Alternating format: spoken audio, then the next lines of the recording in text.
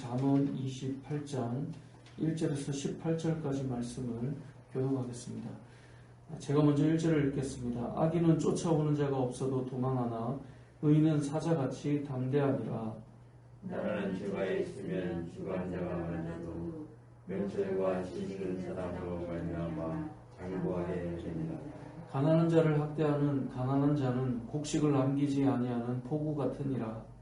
율법을 버린 자는 악인을 칭찬하나 율법을 지키는 자는 악인을 대적하느니라. 악인은 정의를 깨닫지 못하나 여호와를 찾는 자는 모든 것을 깨닫느니라. 가난하여도 성실하게 행하는 자는 부유함에서 굳게 행하는 자보다 나으니라. 율법을 지키는 자는 지혜로운 아들이요 음식을 탐하는 자와 사귀는 자는 아비를 욕되게 하는 자니라. 중환별리로 자기의 재산을 내리는 것은 가난한 사람을 불쌍히 여기는 자를 위해 그 재산을 저축하는 것이라. 사람이 귀를 돌려 율법을 듣지 아니하면 그의 기도도 가증하니라. 정직한 자를 악한 길로 유인하는 자는 스스로 자기 함정에 빠져도 성실한 자는 복을 받으리라. 부자는 자기를 지혜롭게 여기나 가난해도 명철한 자는 자기를 살펴 아느니라. 의인이 득이하면 큰 영화가 있고 악인이 일하면 사람이 숨느니라. 자기의 죄를 숨기는 자는 형통하지 못하나 죄를 자복하고 버리는 자는 불쌍히 여김을 받으리라. 항상 경외하는 자는 복되거니와 마음을 완악하게 하는 자는 재앙에 빠지리라. 가난한 백성을 압제하는 악한 관원은 부르짖는 사자와 줄인 곰 같으니라. 무리한 지혜자는 포악을 크게 행하거니와 탐욕을 유하는 자는 장수하리라. 사람의 피를 흘린 자는 함정으로 달려갈 것이니 그를 막지 말지니라. 성실하게 행하는 자는 구원을 받을 것이나 굽은 길로 행하는 자는 곧 넘어지리라. 아멘. 오늘 본문에서는 이제 악인과 의인에 대해서 구분하여 소개하고 있습니다. 물론 이 잠언 말씀은 쭉 이제 악인과 의인에 대해서 대비해서 말씀해 왔지만 특별히 28장은 좀 집중해서 이렇게 구분해서 소개하고 있는데요. 이 악인이 어떤 자인가를 소개할 때 4절에 보면 율법을 버린 자는 악인을 칭찬한다라고 되어 있습니다. 이 말은 악인이 곧 율법을 버리는 자다 이 말과 같은 것이거든요. 우리가 흔히 악하다라고 할 때 도덕적인 이야기도 할 수 있지만 1차적으로는 하나님의 말씀과 무관하게 살아가는 자들을 성경은 악하다라고 말을 합니다. 하나님의 말씀과 무관하게 살아간다. 그러면 기준이 무엇이 되겠습니까? 자기가 되는 것이죠. 자기가 되면 정의롭다라고 생각할지 모르겠지만 5절에 가보면 악인은 정의를 깨닫지 못한다라고 되어 있습니다. 하나님의 말씀을 떠나면 자기가 중심이 되고 내가 중심이 되는 사람들은 늘 자기가 정의롭다고 생각하지만 실상은 정의롭지 않은 그런 모습이 악인들의 모습이라는 거죠.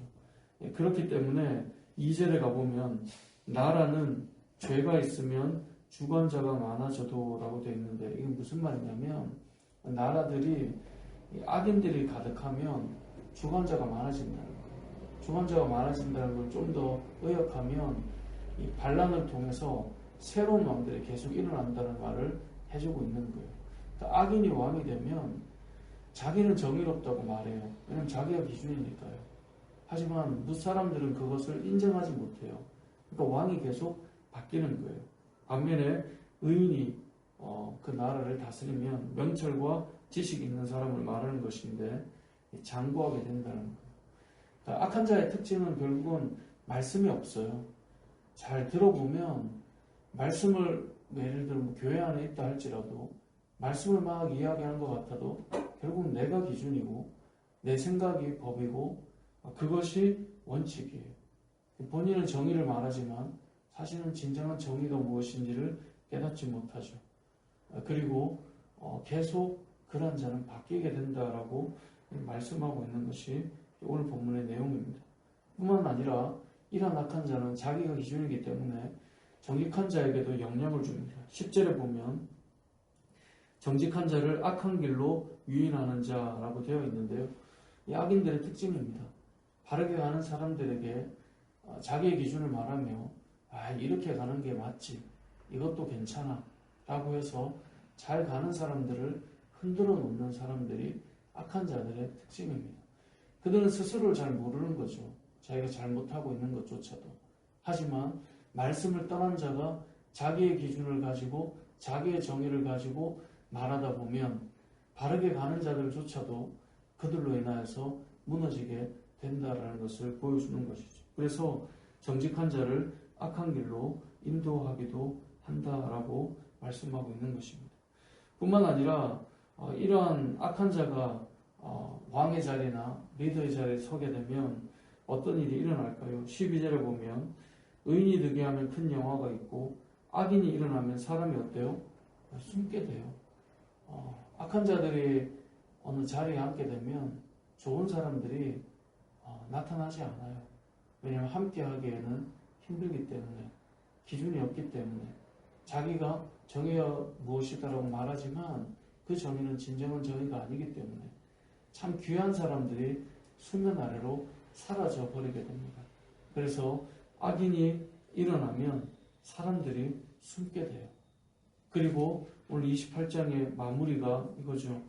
28장 28절에 보면 악인이 일어나면 사람이 숨고 그가 멸망하면, 그가 사라지면 의인이 많아져요. 여기에 의인이 이렇게 많았나? 그런 모습이 나타나게 되는 것입니다. 그래서 우리가 이 세상을 살아갈 때, 기도할 때 누가 어느 자리에 있느냐는 상당히 중요합니다. 어떤 사람이 서면 참 귀한 사람이 이렇게 많았구나를 깨닫게 되고요. 어떤 사람이 서면 귀한 사람들이 보이지가 않아요. 왜냐하면 조심스럽고 바닥 아래로 사라지고 조용히 숨어 있기 때문에 그런 것이거든요. 뿐만 아니라 오늘 이제 이 본문에 보면 이 악한 자들은 이렇게 막 많은 것들을 말하지만 1절에 보면 쫓아오는 자가 없어도 도망한다고 되어 있습니다.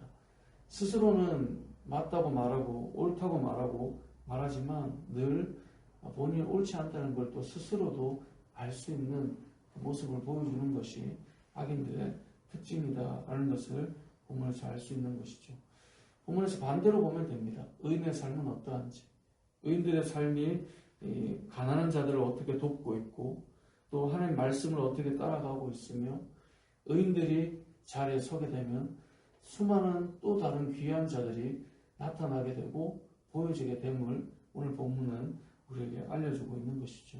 그렇기 때문에 오늘 말씀을 통해 우리가 생각해 볼 것은 우리가 하나님의 말씀대로 어떻게 살아가고 있느냐, 우리가 어떻게 서느냐에 따라서 또 귀한 사람들이 나타나게 되는 것이고요. 또 우리가 어떻게 주의 말씀과 무관하게 살아가느냐, 우리가 어떻게 내 기준과 내 마음대로 살아가느냐를 따라가면 또 귀한 사람들이 아래로 사라지게 되는 것을 보여주는 것입니다. 그러니까 이것은 우리에게 적용할 수도 있고요. 또 공동체를 위해 기도할 때, 나라와 민족을 위해 기도할 때 너무나 중요한 하나의 원리가 됩니다. 민족 가운데 누가 서느냐에 따라서 좋은 사람들이 막 모이게 되고요.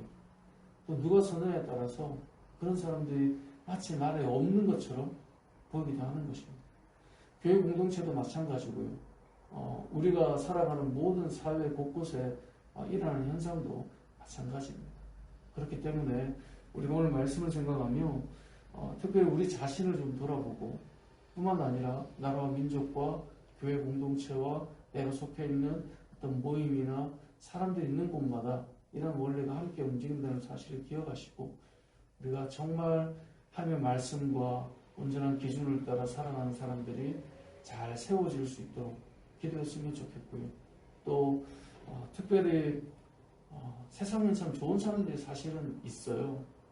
그들이 수면 위로 올라오느냐 수면 아래에 그냥 있기를 원하느냐, 이것은 정말 누가 그 자리에 있느냐에 따라 참 많이 달라지는 것인데 이것을 기억하며 우리 자신들과 또 공동체와 나라와 민족을 바라보고 기도하며 나아가는 저와 여러분 되시길 주님의 이름으로 축복합니다.